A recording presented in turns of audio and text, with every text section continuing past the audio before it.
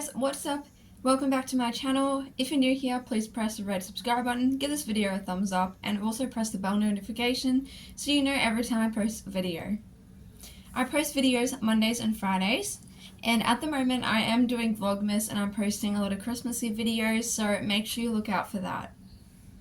For this video, I'm going to be talking about what it's like to have a psychotic episode and what happened to me during my big psychotic episode and what it was like afterwards. So, number one, what is psychosis? Psychosis is a break from reality. Psychosis is when you are not within reality, you are not thinking in the same way that everyone else may be thinking.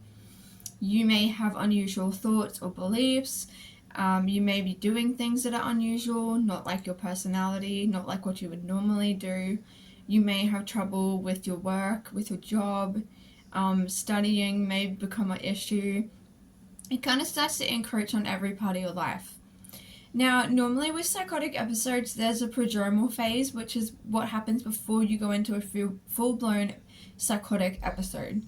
This is where you start to get symptoms gradually creeping in, and often they're more of the depressive kind of negative sides. So you may start feeling depressed, you may feel like you have no energy, you don't want to do things, you may kind of lose a lot of facial expression, things like that. You just may become super just not caring about your work, about your relationships, your job, you got no energy.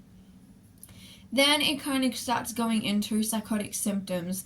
So when I say psychotic symptoms, if you don't know what that means, psychotic symptoms are things like having hallucinations, which can be all 5 senses. This is where you can have experiences with the 5 senses that aren't real. So for an example, often tactile hallucinations, people often report bugs crawling on them, on their skin. For me, I had it on my, I felt them on my skin, I felt them in my hair mainly. It was mainly my hair, not my skin, but I also felt them in my bed, when I would try to go to sleep, things like that. Another example would be what they call auditory hallucinations. So that means that you're hearing noises or things that aren't real. This doesn't have to be voices. In some cases it is voices. You can hear things like doorbells ringing, people calling your name, people knocking on your front door. It could be any sound basically that could be in the real world or could not be in the real world. For me personally, I didn't really have any of those general kind of hallucinations. Mine were always voices, very specific voices. The voices were not my inner dialogue. That's very important to establish. When you hear voices, you are not hearing your inner dialogue. It's not your own voice. It is somebody else's voice. It's a foreign entity, like a foreign voice. It may be somebody you know, though. You can have that happen where you hallucinate people you know. So I've hallucinated my mum talking to me when she wasn't there, my dad. I've explained before how I've hallucinated my dad being in my room and having a full-on conversation with me when that never occurred.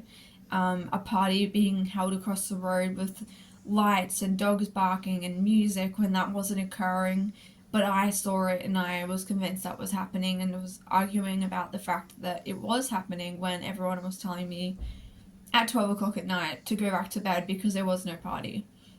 Those are what hallucinations can be like.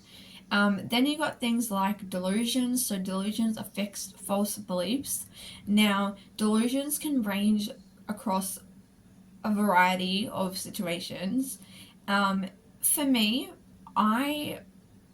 as someone living with schizophrenia, well, schizoaffective, but it's schizophrenia and bipolar together, I have a very hard time calling them delusions because to me they're real and I believe them. And if someone tries to bring logic to them, I don't accept it. I will be like, no, and I'll just argue my point again, or I'll be like, no, that's not true. My psychologist tried to do something the other day because one of my delusions, I don't call them delusions, I call them beliefs. One of my beliefs is that my thoughts can cause things to happen and events to occur. And so I told her the situation, and she said, well, maybe we'll try to challenge this one. She said, normally I don't try to challenge them, but we'll try to challenge this one. And she tried, and I was still just like, no, like that, no, that's not true. Like, what I'm saying is right. So it doesn't really work. So I always tell people, don't even bother to argue with someone with a delusion. It's not going to work, okay? I cannot help it deep down in my knowing it is true for me. And it doesn't matter how many times someone explains how it's not or gives me whatever their reason is, it doesn't matter. Now, so that's a bit of a background of what psychotic symptoms are. You can also get cognitive symptoms, which affect you can get catatonia, which is where your body can get stuck in different positions. You can also get, there's other cognitive symptoms, I'm just trying to think of them. Blunt affect, where you don't have much for our facial expression. So often when I'm really unwell, or if I'm hallucinating a lot or very delusional and I'm in an appointment, say it's with a psychiatrist or with some other person, my face will be very like this. There's no sort of facial expression. I'm not using my hands to talk. I'm not doing any of that. It's very just like kind of just stuck like this. Like I'm not really moving my voice up and down.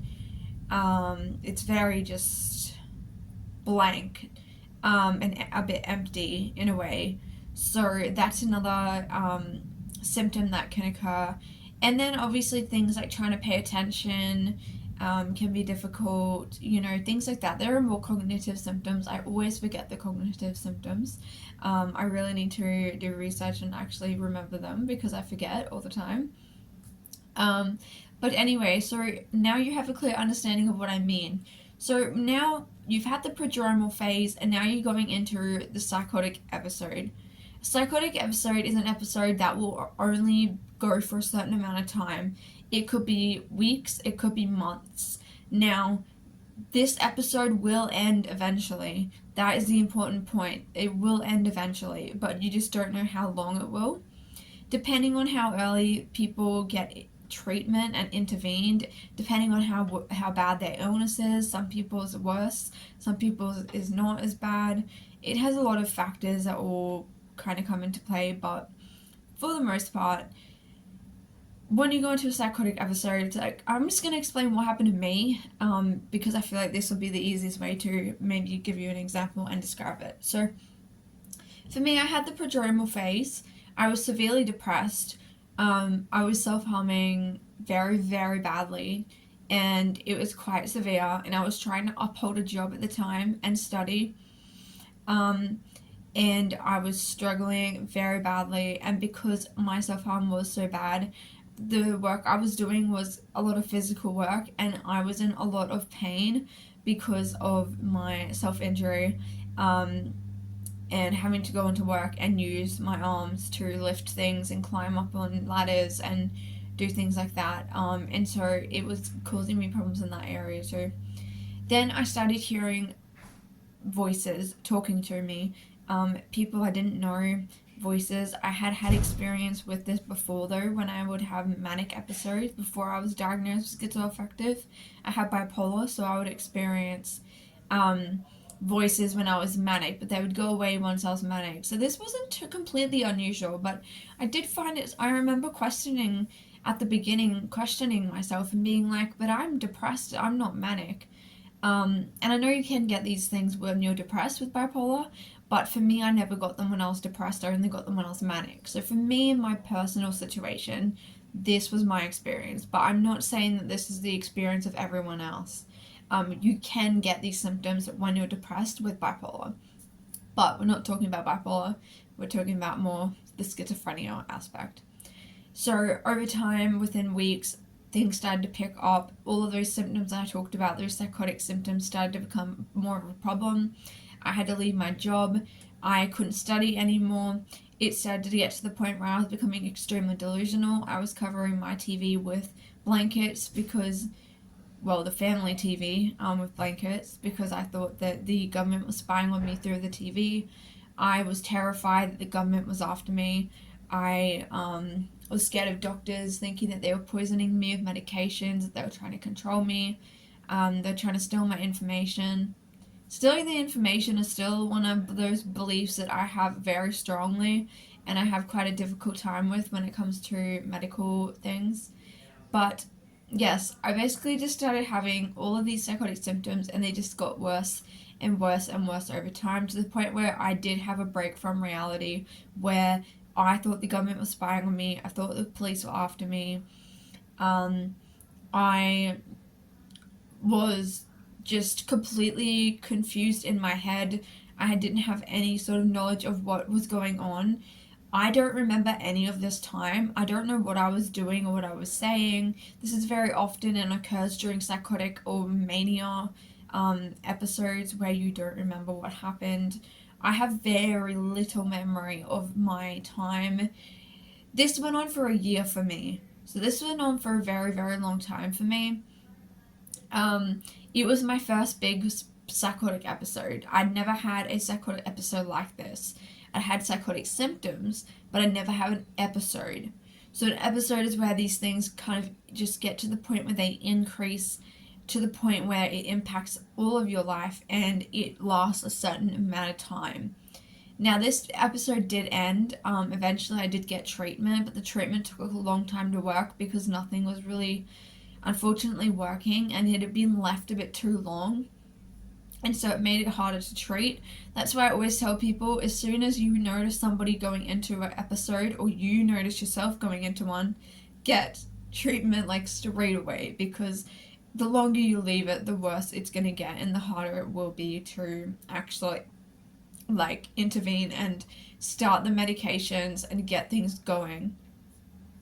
So I don't really know what I was doing during my psychotic episode. People could do all sorts of things. People can be saying odd things like, the police after me. I remember saying probably that people are reading my mind. I don't remember. I still do think people read my mind now. That's still something that another belief that I have. For me, my medication that I'm currently on, aripiprazole, works really well for my hallucinations. But the thing it doesn't really do much about is my beliefs, my delusions, whatever they call them. That hasn't really done much. But my psychiatrist is kind of mulling over what we might do about that, to see if there's anything she can do to potentially help me with that. But they're not to the point where I'm going to go around and tell everyone, everyone that, the police are after me, for example. Whereas when I was in the psychotic episode, I think I was going around telling people they're reading my mind, the police are after me, the government's tracking me on the, spying on me through the TV. It got to the point where I covered my TV in the hospital with paper because I was so paranoid. So yeah, I hope that helps you understand a little bit more about psychosis and what it's like to have a psychotic experience, psychotic episode. This episode did end eventually, and I did come out of it, but for some reason it did last a really long time, because you have like the prodromal phase, which obviously can go on for a long time, so that probably went on for months, and then I went to the whole psychotic part of it, and then I had the recovery kind of coming out of it part of it. I still do experience some psychotic symptoms, but very rarely compared to what I was experiencing previously at that time. If I do have manic episodes, though, they do come back stronger. And that's when things like medication needs to be looked at changing, maybe just for that period of time, and getting me more support, or me going into hospital or something like that. So I hope you found this interesting. I hope it didn't overload you with information. My brain's just like ticking away, like trying to grab all the information that I know and try to put it into a understandable kind of way of saying it and in a short video. So yes, thank you guys so much for watching. If you have any questions, as always, leave it down below, and I will see you in my next video.